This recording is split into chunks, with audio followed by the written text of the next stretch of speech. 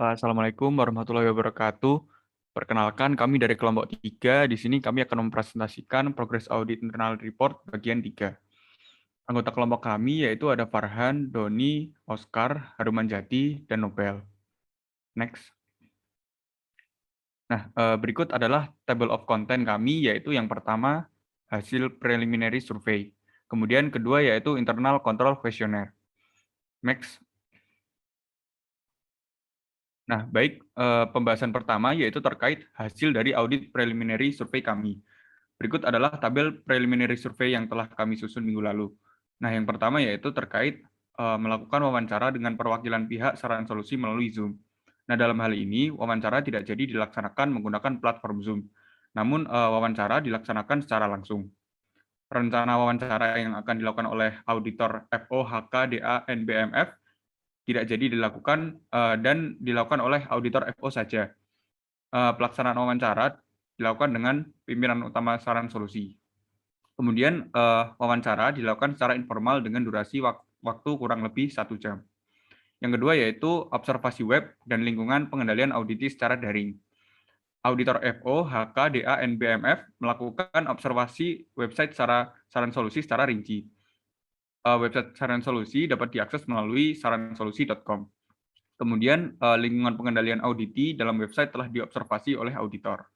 Yang ketiga yaitu mengobservasi secara langsung atau on-site tour terkait aktivitas kantor yang berhubungan dengan risiko audit. Auditor FO telah melakukan observasi secara langsung di kantor Saran Solusi. Observasi ini dilakukan pada tanggal 3 November 2021 dan auditor mengumpulkan bukti foto terkait tempat dan fasilitas yang berhubungan dengan objek audit. Kemudian pelaksanaan observasi on-site tour ini dilaksanakan kurang lebih selama 30-45 menit. Yang keempat yaitu membuat dan menyiapkan ICQ untuk saran solusi. Auditor FO, HK, DA, NBMF telah menyusun dan membuat ICQ yang digunakan untuk melaksanakan wawancara lebih lanjut kepada pihak saran solusi. Pengisian ICQ dilaksanakan secara bertahap sesuai informasi yang telah didapatkan sampai waktu terhitung pada tanggal 3 November 2021. Next. Nah, terdapat beberapa kesimpulan dan laporan terkait hasil survei yang dilakukan oleh auditor. Beberapa hasil survei tersebut yaitu yang pertama, auditor memperoleh informasi proses bisnis pelayanan jasa konsultan pajak saran solusi secara rinci dan struktur organisasinya secara lebih jelas. Informasi ini didapatkan dari wawancara langsung kepada pimpinan saran solusi. Yang kedua yaitu website saran solusi yang kami observasi tidak ada permasalahan yang signifikan. Hanya saja terdapat beberapa kesalahan informasi yang tertera seperti predikat pimpinan utama yaitu Oscar Prasetyo Adi dengan brevet pajak B seharusnya diubah menjadi brevet pajak C karena telah sesuai dengan update saat ini. Kemudian informasi yang ditampilkan dalam website saran solusi masih minim atau terlalu sederhana sehingga para klien tidak dapat memperoleh informasi secara komprehensif. Selain itu, foto pimpinan beserta staf konsultan belum terupdate karena telah terjadi pergantian staf dari yang lama menjadi yang lebih baru. Next. Nah, kemudian observasi secara on-site tour mendapatkan beberapa bukti foto atau fasilitas yang terkait pelayanan jasa konsultan. Beberapa foto itu adalah sebagai berikut. Yang pertama, ruang meeting dan konsultasi klien. Next. Berikutnya ada ruang staf konsultan. Next. Kemudian ada bagian administrasi dan beberapa tempat penyimpanan data. Next. Dan yang terakhir ada lahan parkir untuk klien. Next. Kemudian akan dilanjutkan oleh rekan saya.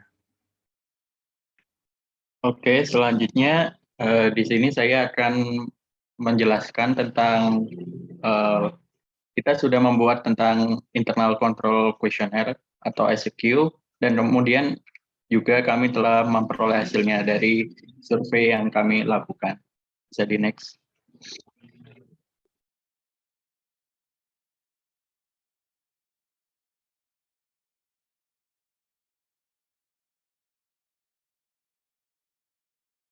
Yang pertama, control environment sendiri ini bertujuan untuk memperoleh pemahaman mengenai lingkungan pengendalian. Untuk prinsip pertamanya, yaitu organisasi mendemonstrasikan komitmen terhadap integritas dan nilai-nilai etika. Terdapat 2 pertanyaan. Yang pertama terkait apakah pelayanan jasa konsultan pajak saran solusi mengedepankan nilai etika dan bisnis, nilai etika bisnis maksud saya. Nah, dari survei yang kami lakukan, Auditi menjawab iya. Di sini keterangannya atau komentarnya, saran solusi selalu menyarankan ke klien untuk dapat mengikuti peraturan perpajakan yang berlaku pada saat itu. Yang kedua, apakah terdapat perintah atau penekanan langsung terkait etika dan integritas oleh pimpinan kepada karyawannya? Dari hasil survei, Auditi menjawab iya. Pimpinan selalu menekankan secara eksplisit kepada seluruh karyawan. Yang kedua, terkait prinsip kedua, yaitu melaksanakan tanggung jawab pengawasan. Pertanyaan berikutnya adalah, apakah pimpinan selalu memastikan partisipasi karyawan dalam melayani klien? Jawabannya adalah iya. Keterangannya, pimpinan selalu menanyakan secara rutin terhadap proses yang dilakukan karyawan dalam melayani kliennya.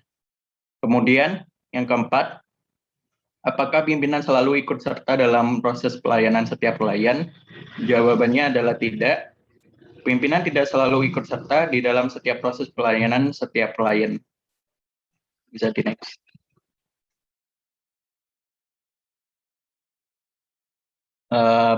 Selanjutnya terkait prinsip selanjutnya, yaitu organisasi menetapkan struktur wewenang dan tanggung jawab. Pertanyaan berikutnya, apakah terdapat pembagian penanggung jawab atau person in charge yang jelas pada staf untuk setiap klien?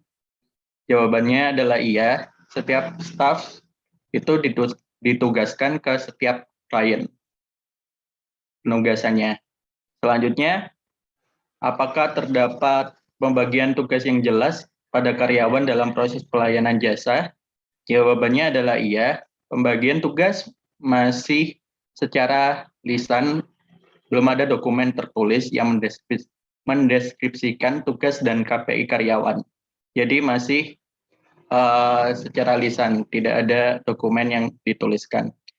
Kemudian ada prinsip selanjutnya terkait organisasi meminta pertanggungjawaban individu atas tanggung jawab pengendalian internal mereka dalam mencapai tujuan. Pertanyaan berikutnya, apakah terdapat laporan bulanan atau laporan kuartal dari staf kepada pimpinan terkait progres pekerjaan? Jawabannya adalah tidak. Yang dibuat atau yang terdapat hanya ada laporan tahunan, tidak ada laporan bulanan atau laporan kuartalan. Selanjutnya terkait prinsip mendorong akuntabilitas atas sistem internal kontrol, apakah terdapat hukuman atau reward kepada karyawan setelah menyelesaikan tanggung jawabnya dengan baik atau kurang baik? Jawabannya adalah iya. Jadi di sini ada reward, yaitu diberikan oleh klien saran solusi itu sendiri, tetapi karyawan tetap harus melaporkan kepada pimpinan jika ia memperoleh reward dari klien. Selain itu juga terdapat hukuman bagi staf yang berkinerja buruk, yaitu berupa pengalihan tugas sementara kepada staf lain atau pimpinan. Bisa di next.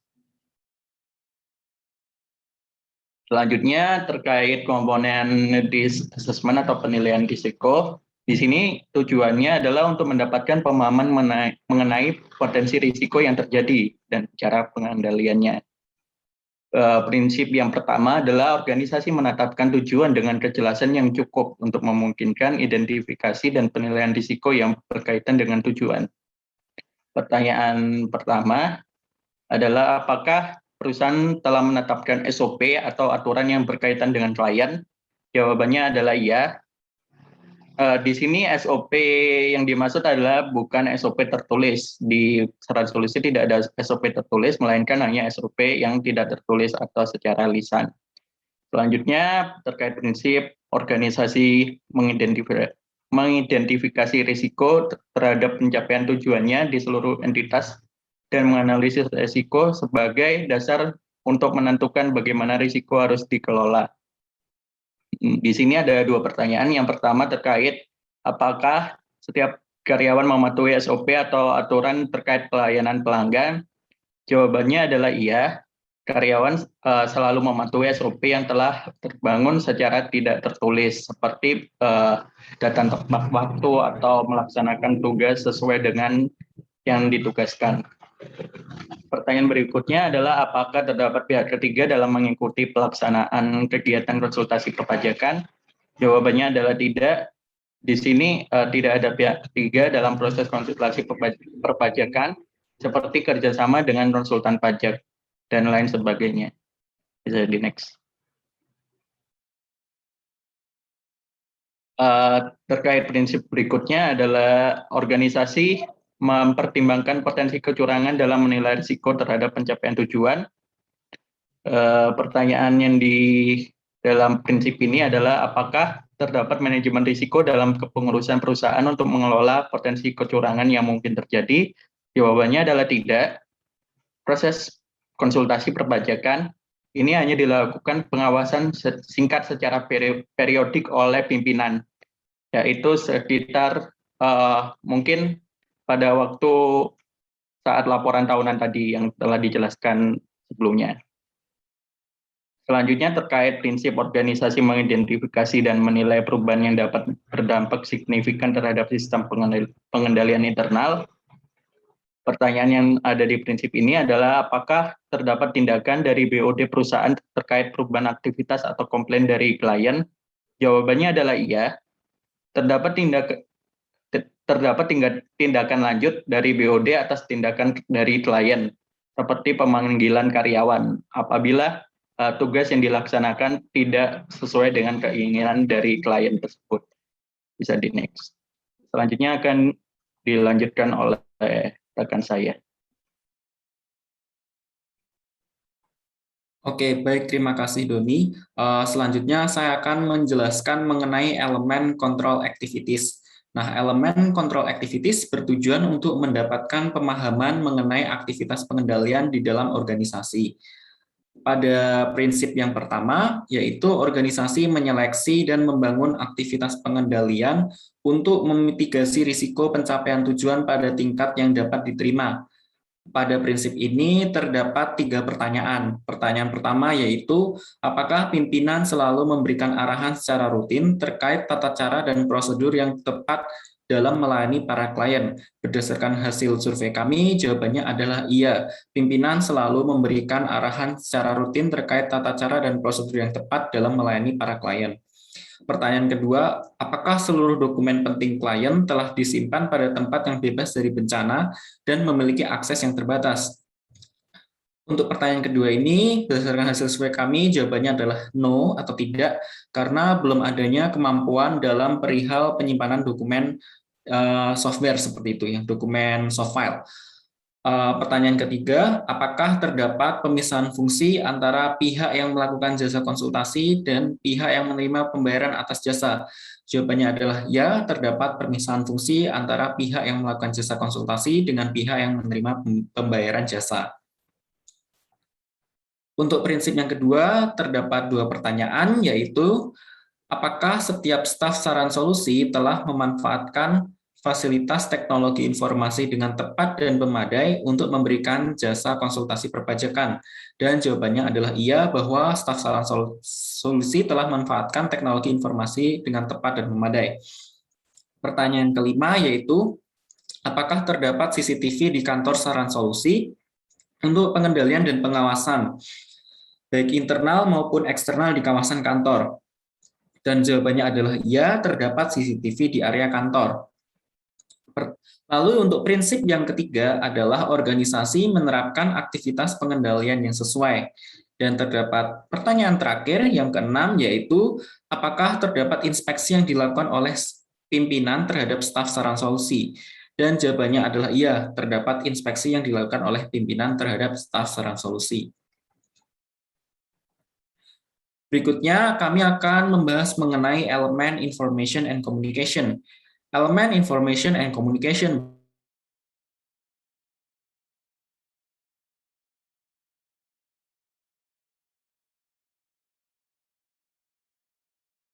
memperoleh dan menggunakan informasi yang relevan. Pertanyaan pertama adalah, apakah saran solusi selalu memperoleh informasi terkini mengenai peraturan perpajakan? Berdasarkan hasil survei, jawabannya adalah iya, bahwa saran solusi selalu membagikan berita dan draft peraturan perpajakan terbaru melalui grup WhatsApp kantor. Pertanyaan kedua yaitu, apakah saran solusi selalu mengacu kepada peraturan perpajakan terkini dalam melaksanakan jasanya kepada klien? Jawabannya adalah ya, bahwa saran solusi selalu mengacu kepada peraturan perpajakan terkini dalam melaksanakan jasanya kepada klien. Prinsip yang kedua adalah organisasi mengomunikasikan informasi secara internal. Pertanyaan ketiga adalah, apakah saran solusi memberikan sosialisasi kepada seluruh karyawan jika terdapat perubahan peraturan perpajakan? Berdasarkan hasil survei, jawabannya adalah iya, bahwa saran solusi selalu mengadakan seminar kepada karyawan jika terdapat perubahan peraturan perpajakan. Pertanyaan keempat adalah, apakah manajemen saran solusi melaporkan informasi-informasi penting dalam weekly meeting, monthly meeting, dan quarterly meeting kepada seluruh karyawan? Berdasarkan hasil survei, jawabannya adalah iya, tetapi dengan catatan bahwa manajemen mengadakan bi-weekly meeting atau rapat 2 minggu sekali untuk memberikan informasi-informasi penting kepada seluruh karyawan. Prinsip yang ketiga adalah organisasi mengomunikasikan informasi secara eksternal. Pertanyaan terakhir adalah, apakah saran solusi melaporkan informasi-informasi penting dalam monthly report atau quarterly report kepada para klien tetapnya? Berdasarkan hasil survei, ditemukan bahwa saran solusi belum melakukan hal ini. Belum terdapat laporan bulanan atau laporan triwulanan secara tertulis kepada klien untuk menginformasikan informasi-informasi penting. Oke, untuk elemen selanjutnya akan dijelaskan oleh teman saya. Selanjutnya saya akan menjelaskan mengenai elemen terakhir pada internal control questionnaire kami. Nah, elemen yang terakhir adalah monitoring activities. Nah, tujuan dari elemen ini adalah untuk mendapatkan pemahaman mengenai kegiatan pengawasan pengendalian internal yang dilakukan oleh saran solusi. Nah, aspek yang pertama adalah organisasi memilih, mengembangkan, dan melakukan evaluasi ongoing atau terpisah untuk memastikan pengendalian internal berjalan dengan baik. Nah, pada aspek ini terdapat 2 pertanyaan, yaitu pertanyaan pertama, apakah terdapat suatu unit atau orang yang bertugas untuk melakukan pengawasan terhadap berlangsungnya pelayanan jasa kepada klien. Nah, pada pertanyaan kali ini, klien menjawab tidak. Keterangannya adalah tidak ada unit khusus yang melakukan pengawasan secara intens. Nah, kemudian pertanyaan 2, karena pada pertanyaan pertama klien menjawab tidak ada unit khusus yang melakukan pengawasan, maka pertanyaan 2 menjadi tidak relevan. Nah, kemudian pada aspek yang kedua adalah organisasi mengevaluasi dan mengkomunikasikan kelemahan pengendalian internal secara tepat waktu. Nah, pada aspek ini terdapat 3 pertanyaan yang kami ajukan. Yang pertama adalah, apakah terdapat evaluasi kinerja yang dilakukan secara rutin dan melibatkan semua karyawan? Nah, kemudian klien menjawab, iya, terdapat evaluasi kinerja yang dilakukan secara rutin. Nah, biasanya dilakukan setelah SPT. Kemudian, pertanyaan yang selanjutnya adalah, jika terdapat masalah dalam kegiatan perusahaan sehari-hari, apakah masalah tersebut dapat diatasi dengan cara yang dapat disetujui oleh semua pihak terkait? Nah, klien menjawab iya. Kemudian pertanyaan terakhir adalah, apakah setiap klien saran solusi memiliki kebebasan untuk menyampaikan kritik dan sarannya? Nah, saran solusi di sini menerima saran dan kritik dari klien secara terbuka. Next. Oke, dari internal control questionnaire yang kami berikan kepada klien, kami mendapati bahwa terdapat beberapa aspek internal control yang masih kurang, yaitu seperti contohnya masih belum adanya unit yang melakukan pengawasan penerapan pengendalian internal, kemudian belum ada manajemen risiko untuk mengelola potensi kecurangan, kemudian belum ada dokumen penting klien belum disimpan dengan aman, dan juga belum ada laporan rutin kepada klien yang bersifat tetap. Cukup sekian yang dapat kami sampaikan. Apabila ada kekurangan, kami mohon maaf. Wassalamualaikum warahmatullahi wabarakatuh.